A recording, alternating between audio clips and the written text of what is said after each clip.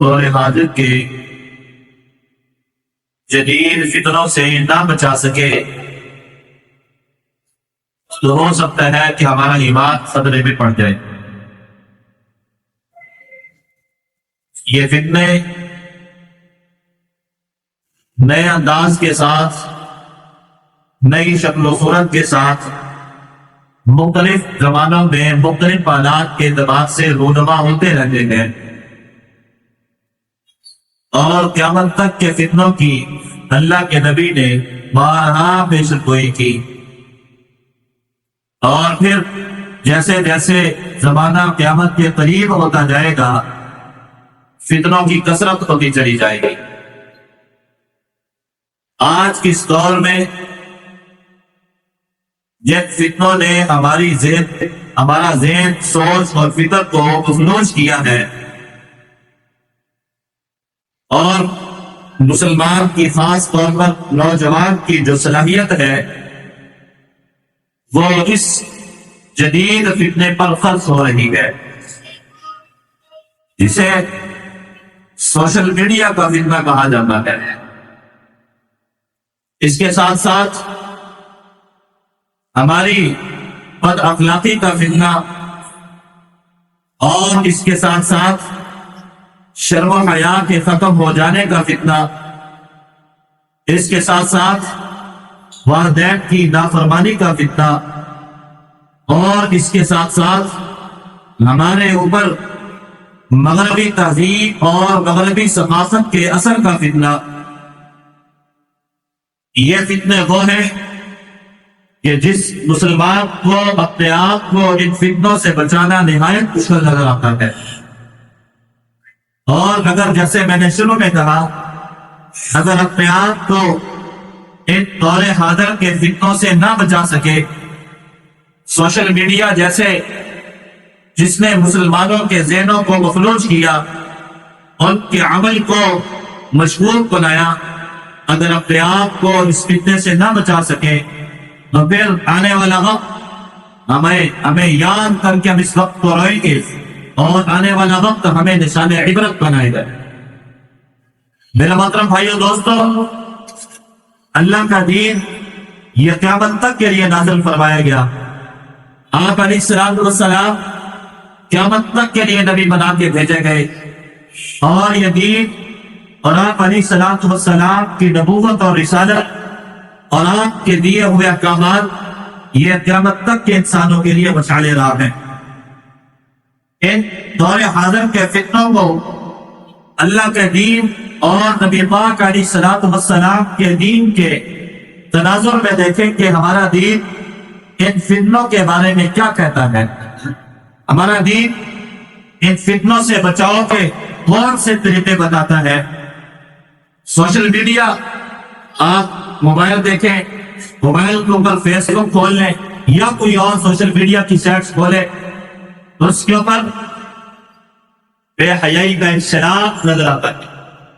Social media کے اوپر والدین کی نافرمانی پر چلنے والی پوسٹیں، سوشل میڈیا کے اوپر اسلام کے خلاف کی جانے والی سوچ اور فکر کی الغار، جو ہمارے ذہنوں کو، ہمارے نوجوان نسل کو بگاڑ کے راستے پہ چلا۔ ایک نہیں ہزاروں واقعات ایسے ہیں کہ جب نوجوان لڑکا اور لڑکی، نوجوان مسلمان، اور پھر اس سوشل میڈیا کی وجہ سے راہ راست سے بھٹکا دین اسلام کے راستے کو چھوڑ چکے۔ ایک نہیں ہزاروں واقعات ایسے مل سکتے۔ اس کی وجہ کیا ہے کہ ہم نے اپنی سوچ، اپنی صلاحیت وہ ساری کی ساری اس موبائل سکرین کو خرچ کر دی۔ کوئی وقت ایسا نہیں ہے، اور سب سے بڑا جو نقصان ہوا وہ وقت کا ضیاع۔ مسلمان نماز کی فکر نہیں، روزے کی فکر نہیں،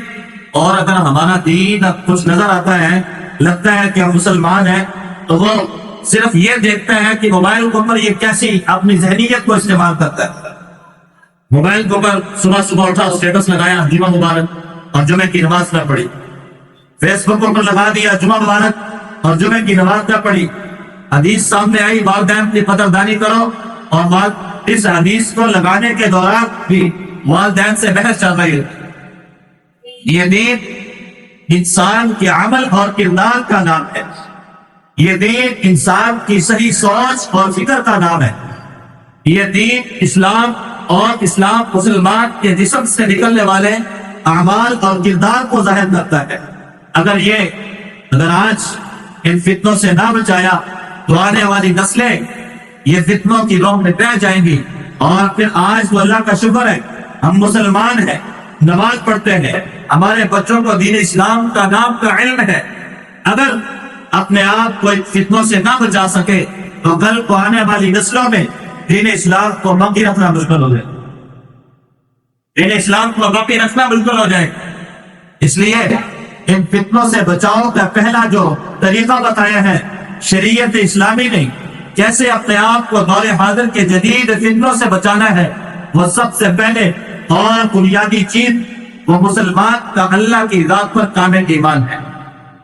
اگر مسلمان کا اللہ کی ذات پر کامل ایمان ہوگا تو مسلمان اپنے آپ کو فتنوں سے بچا سکتا ہے۔ آپ علیہ السلام جس دور میں تشریف لائے، آپ علیہ السلام کو جس دور کے اندر مبعوث فرمایا گیا، آپ علیہ السلام کو جس دور کے اندر نبی بنا کر بھیجا گیا، آپ ان ادوار کے حالات کو پڑھیں کہ اس وقت کے انسانوں کے حالات کیا تھے۔ اس وقت کے انسان نہیں بلکہ انسانوں کے روپ میں جانور نظر آتے تھے، اور ہر قسم کی برائی ان کے اندر پائی جاتی تھی، اور ہر قسم کی شرارت ان کے اندر موجود تھی۔ دشمنیاں سال ہر سال سے چل رہی، قتل و غارت اس کا بازار سر عام گرم، اور پھر بے حیائی اور فحاشی، ہر برائی ان کے اندر سر سے لے کے پاؤں تک نظر آتی۔ ان فتنوں کے دور کے اندر اللہ کے نبی کو سب سے پہلے جو دعوت دے کر بھیجی گئی وہ اللہ کی ذات کی وحدانیت کی دعوت۔ یہ بھی تو کہا جا سکتا تھا کہ نبی جو جا کر ان کو بتا دو کہ یہ کام چھوڑ دو، یہ بھی تو کہا جا سکتا تھا کہ قتل و غارت کو چھوڑ دو، یہ بھی تو کہا جا سکتا تھا کہ ان کا کہو لباس پہننا شروع کر دو، لیکن نہیں، سب سے پہلے بنیادی جو دعوت دی گئی وہ اسلام اور کلمے کی دعوت۔ اس لیے کہ انسان کے دل کے اندر جب اللہ کی ذات پر یقین مضبوط ہوتا ہے، انسان کے دل کے اندر جب اللہ کی عظمت اور وحدانیت بیٹھتی ہے، پھر انسان صحیح راستے پہ چلتا ہے۔ اس لیے آپ علیہ السلام کی سب سے پہلی دعوت وہ کلمہ لا الہ الا اللہ کی دعوت، اور یہ بتایا کہ انسان کو فتنوں سے بچانے والی چیز وہ لا الہ الا اللہ ہے۔ اس لیے کہ جب انسان یہ سمجھے گا کہ میرے اللہ کا حکم کیا ہے، میرے اللہ تعالیٰ نے مجھے کس بات کا حکم دیا ہے، تو انسان اپنے آپ کو صحیح راستے پہ چلائے گا، غلط راستے سے اپنے آپ کو دور رکھے۔ اور جب انسان اللہ کی ذات اور اللہ کی بات کو مانتا ہے، اس کے لیے اللہ پھر سارے راستوں کو آسان فرماتا ہے۔ تو غلط فتنوں سے بچاؤ کا پہلا سبب وہ اللہ جل شانہ کی ذات کی بات کو ماننا، اور پھر فتنوں سے بچاؤ کا دوسرا راستہ آپ علیہ السلام کی اتباع ہے، لا الہ الا اللہ، اور اس کے ساتھ ساتھ محمد رسول اللہ۔ جو آپ علیہ السلام کی اتباع کرے گا اللہ اس کو فتنوں سے بچائے۔ آپ علیہ السلام میں نے پہلے جیسے کہا کن حالات میں مبعوث ہوئے، اور اللہ تعالیٰ نے پھر آپ علیہ السلام کو